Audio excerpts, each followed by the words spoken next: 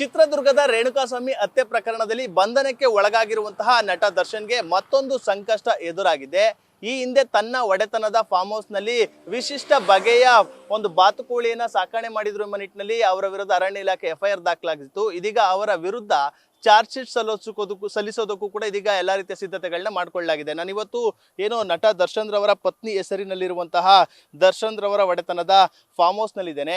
ಮೈಸೂರು ಮತ್ತು ಟಿ ನರಸೀಪುರ ರಸ್ತೆಯಲ್ಲೇ ಇರುವಂತಹ ಈ ಒಂದು ಫಾರ್ಮ್ ಹೌಸ್ ನಲ್ಲಿ ಈ ಹಿಂದೆಯೇ ಅಂದ್ರೆ ವರ್ಷದ ಹಿಂದೆಯೇ ಒಂದಷ್ಟು ವಿಶಿಷ್ಟ ಬಗೆಯ ಬಾತುಕೋಳಿಯನ್ನ ಸಾಕಣೆ ಮಾಡಿದ್ರು. ಅಂದ್ರೆ ಕಾನೂನು ಬಾಹಿರವಾಗಿ ಆ ಬಾತುಕೋಳಿಗಳನ್ನ ಒಂದು ಸಾಕಣೆ ಮಾಡಿದ್ರು ಎಂಬ ನಿಟ್ಟಿನಲ್ಲಿ ಅವರ ವಿರುದ್ಧ ಎಫ್ಐಆರ್ ದಾಖಲಾಗಿತ್ತು. ಅದಾದ ಬಳಿಕ ಸುಮಾರು 5 ನೋಟಿಸನ್ನು ಕೊಟ್ಟು ಅವ್ರಿಗೆ ವಿಚಾರಣೆಗೆ ಬರುವಂತೆ ಒಂದು ಸೂಚನೆಯನ್ನು ಕೂಡ ಅರಣ್ಯ ಇಲಾಖೆ ನೋಟಿಸನ್ನ ಕೊಟ್ಟಿತ್ತು. ಆದರೆ ನಟ ದರ್ಶನ್ ರವರು ಇದುವರೆಗೂ ಕೂಡ ಅವರು ಒಂದು ಬಾರಿಯೂ ಕೂಡ ವಿಚಾರಣೆಗೆ ಹಾಜರಾಗಿರಲಿಲ್ಲ.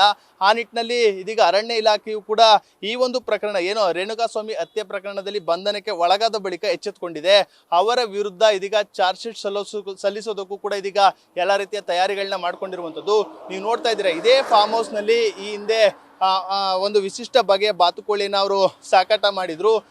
ಎಡೆಡ್ ಗೂಸ್ ಒಂದು ಬಾತುಕೋಳಿಯನ್ನ ಅವರು ಸಾಕಣೆ ಮಾಡಿದ್ರು. ಅದು ಕಾನೂನು ಬಾಹಿರ ಎಂಬುದು ಅರಣ್ಯ ಇಲಾಖೆಯ ಒಂದು ವಾದ ಆಗಿತ್ತು. ಅದೇ ನಿಟ್ಟಿನಲ್ಲಿ ಎಫ್ಐಆರ್ ಅನ್ನು ಕೂಡ ಅರಣ್ಯ ಇಲಾಖೆಯ ಅಧಿಕಾರಿಗಳು ಸಿಬ್ಬಂದಿಗಳು ಮಾಡಿದ್ರು. ಆದರೆ ಸೆಲೆಬ್ರಿಟಿ ಆದ ಕಾರಣ ಅವರನ್ನ ವಿಚಾರಣೆಗೆ ಒಂದು ರೀತಿ ಕೇವಲ ನಾಮಕಾವಸ್ಥೆಗೆ ಒಂದಷ್ಟು ನೋಟಿಸ್ ಕೊಟ್ಟು ಒಂದು ಬರೆಳಿದ್ರು ವಿಚಾರಣೆಗೆ. ಆದರೆ ನಟ ದರ್ಶನ್ ರವರು ಮಾತ್ರ ತನ್ನ ಉದ್ದಟತನವನ್ನ ಪ್ರದರ್ಶನ ಮಾಡಿದ್ರು.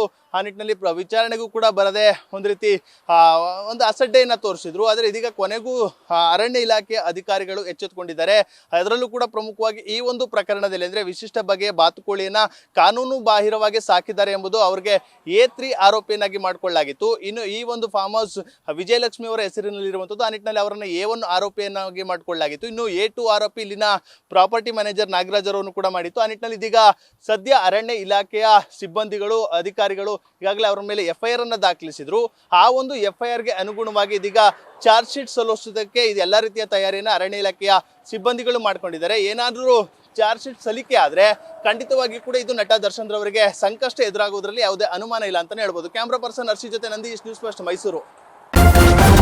ನ್ಯೂಸ್ ಫಸ್ಟ್ ನಿರ್ಭೀತಿಯಿಂದ ನಿಮ್ಮ ಪರವಾಗಿ.